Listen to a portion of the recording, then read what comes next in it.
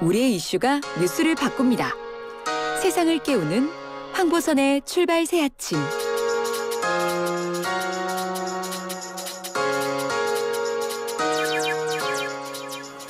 네, 보건당국이 어제 코로나 백신 접종 후 중증 이상 반응 10건 중 2건이 백신과 인과성 있다, 인정된다 이렇게 밝혔습니다.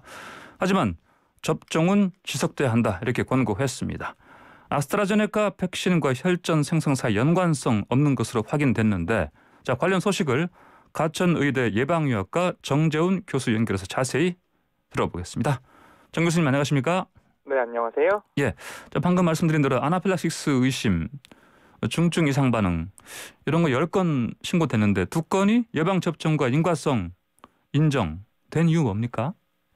네, 결국은 우리가 예방접종과 중증 이상 반응의 인과성이라고 하는 것이 기존에 잘 알려진 현상인지 확인하는 것이 중요하고요. 그다음에 이제 이상 반응이 나타나는 과정에서 우리가 알고 있는 지식과 잘 합치하는지 확인하는 과정이 필요합니다. 그런 과정에서도 아나필락시스 같은 경우에는 굉장히 명백하게 드러나는 사례들이 있거든요. 그런 사례 같은 경우에는 인과성이 잘 인정이 된다고 봐야겠죠. 예, 그렇군요. 자, 유럽 일부 국가에서 이 아스트라제네카 접종자에게서 혈전이 형성됐다 이런 보고들이 나왔고요.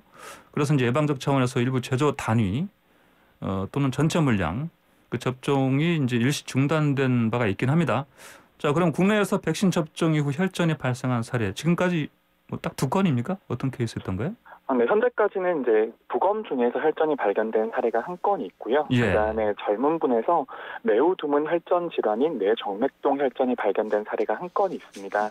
그런데 우리가 유럽 결과를 좀 자세히 살펴볼 필요가 있는데요. 우리가 혈전 관련 질환이라고 해서 모두 똑같은 혈전 질환은 아니고 그중에서 더 빈번하게 발생하는 혈전 질환이 있고 조금 더 드물게 발생하는 혈전 질환이 있습니다.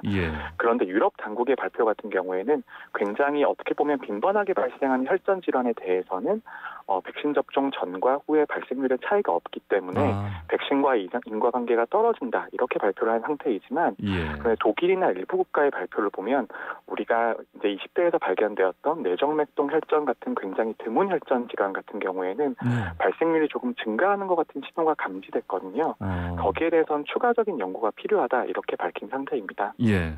자, 지난주에 유럽의약품청이 임시 안정성위원회 열어서 아스트라제네카 백신 혈전과 관련이 없다, 있지 않다, 안전하다 이렇게 발표했는데 결국 그러면 우리 질병청과 같은 입장으로 봐야 됩니까? 네, 결국은 질병관리청과 그다음에 유럽 당국의 입장은 같다고 봐야 되는 것이고요. 그런데 우리가 전체적인 혈전 질환에 있어서는 발생 가능성이 이제 높아지지 않는 것으로 확인이 되었지만 굉장히 드문 이상 반응 같은 경우에는 거의 100만 명당 1건 정도 나타나거든요. 그래서 우리가 100만 명당 1건 발생하는 정도를 평가하기에는 우리나라 접종량 정도가 70만 건 정도에 불과하기 때문에 앞으로 추가적으로 더 관찰이 필요한 상황입니다. 그렇군요. 알겠습니다. 그러면 접종한 뒤에 생기신 다양한 이상 반응 이런 거를 좀 정부가 좀 미리 좀 진작에 상세히 설명했다면 혼란이 적었을 것이다 이런 지적들도 좀 나오긴 합니다.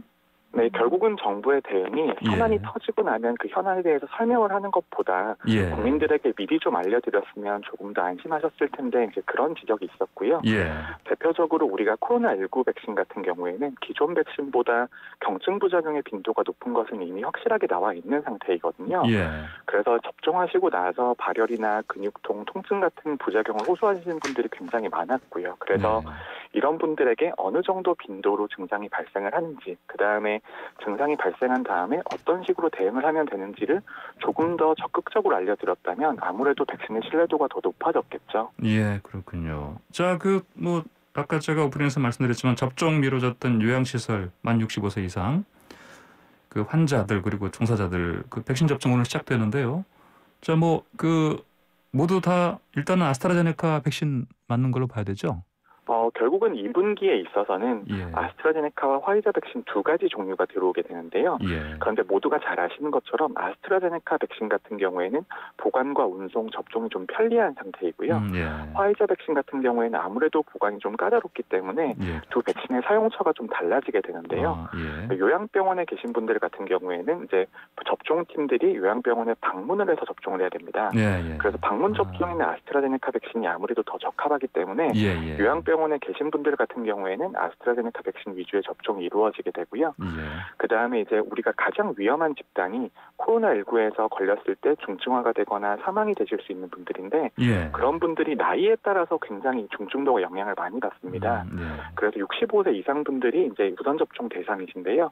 65세 이상인 분들에서도 65세에서 74세까지는 아스트라제네카 백신 접종을 하시고 75세 이상인 분들은 아무래도 화이자 백신 위주의 접종을 하시게 되겠죠. 아, 그렇군요. 자, 그럼 이제 다음 달부터는 그 75세 이상 고령층 우리 시작으로는 일반인 대상으로 백신 접종 시작되는 거 맞죠? 네, 그렇습니다. 다음 달부터는 이제 65세 이상의 일반인들을 대상으로 접종을 하는데요. 근데 일반인이라고 하더라도 나이 자체가 굉장히 큰 위험 요인이기 때문에 나이에 따라서는 반드시 접종을 하셔야겠습니다. 아, 그렇군요. 방금 전에 그 74세까지는 아스트라제네카, 75세 이상은 화이자 말씀하시는데 좀 더 자세하게 좀 설명 좀 해주십시오. 이렇게 나눠서 하는 이유? 결국은 우리가 백신 접종을 좀 나눠서 하게 되고 선택권이 없게 되는데요. 이것이 어떤 백신이 특정 연령에 더 효과가 있거나 안전성에 문제가 있거나 그래서 결정이 되는 것은 아니고요. 결국은 백신의 수급 상황, 그다음에 접종 인원을 대상으로 우리가 결정을 하게 되는 것인데요. 예를 들어서 어느 정도 인원이 지금 접종을 해야 되는데 지금 공급이 되는 백신이 어떤 백신이 들어오냐 그런 거에 따라서 우리가 이제 관계없이 백신 수급 일정에 따라서 접종을 결정하게 되는 것입니다. 그런데 이런 것들이 좀 오해를 불러일으킬 수도 있는데요. 예를 들어서 우리가 1분기 접종 과정에서는 코로나19를 진료하는 의료 인력 같은 경우에는 화이자 백신 접종을 하게 되었었는데요. 근데 이런 것이 화이자 백신이 더 우수해서 접종한 게 아닙니다.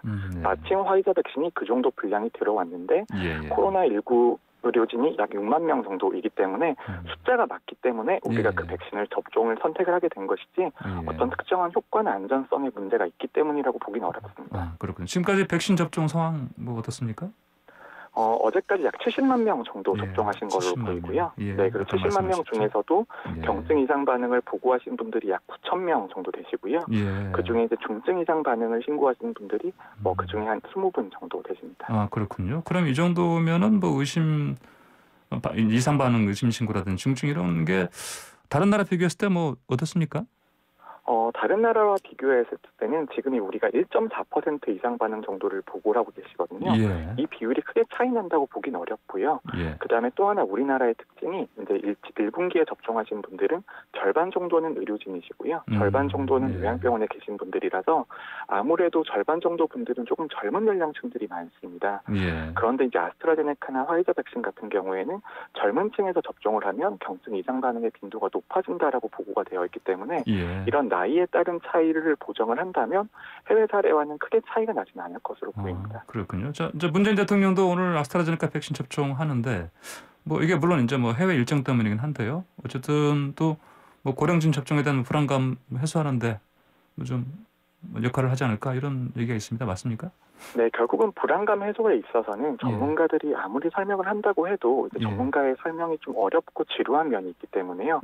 국민들이 받아들이시기에는 사회 지도층이 접종을 하시게 되면 믿고 맞을 수 있겠구나 이런 인식을 가지실 수가 있는데 이제 하나 문제는 저는 이거보다 조금 더 접종이 빨랐으면 더 좋았을 거라고 생각을 합니다. 그런데 우리나라에서 아스트라제네카 백신 같은 경우에는 65세 이상에 대해서는 접종을 하지 않기로 애초에 공고를 했었거든요. 근데 그건 이제 안전성에 대한 문제라기보다는 효과의 근거가 부족하다라는 이유였는데 그 발표가 있고 며칠 뒤에 우리가 영국의 데이터가 나오면서 65세 이상에 대해서도 효과성이 충분하다 이런 결론이 나온 상태거든요. 그래서 이제 그런 여러 가지 결정들이 겹치면서 아무래도 사회 지도층 접종이 늦어지는 측면이 있는데 지금이라도 접종을 하게 되면 국민들이 안심하시는 데 많이 도움이 될 거라고 생각합니다. 알겠습니다. 그런데 이제 정근 청장이 백신 접종에 따른 사망 신고가 늘어날 수도 있겠다 이렇게 예상을 했습니다. 이거는 뭐 미리 어떤 자연 발생적인 사망 이런 부분들이 있을 수 있다 이런 맥락의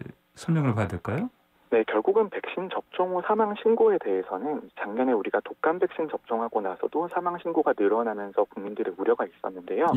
결국은 평상시에 특히 요양병원에서 계신 분들을 위주로 접종을 하기 때문에 요양병원에서 평상시 발생하는 사망률보다 접종하고 나서 사망률이 증가하는지 확인하는 게 반드시 필요하고 독감 백신 접종 과정이나 이번 65세 미만 요양병원 접종 과정에서도 그런 사망률 증가가 관찰되진 않았거든요. 그럼에도 불구하고 우리가 65세 이상의 요양병원 분들을 접종하시게 되면 아무래도 기존에 가지고 있는 사망률이 조금 더 높은 경향들이 있습니다. 예. 그렇기 때문에 사망 신고 건수가 더 늘어날 수는 있겠죠. 그렇군요.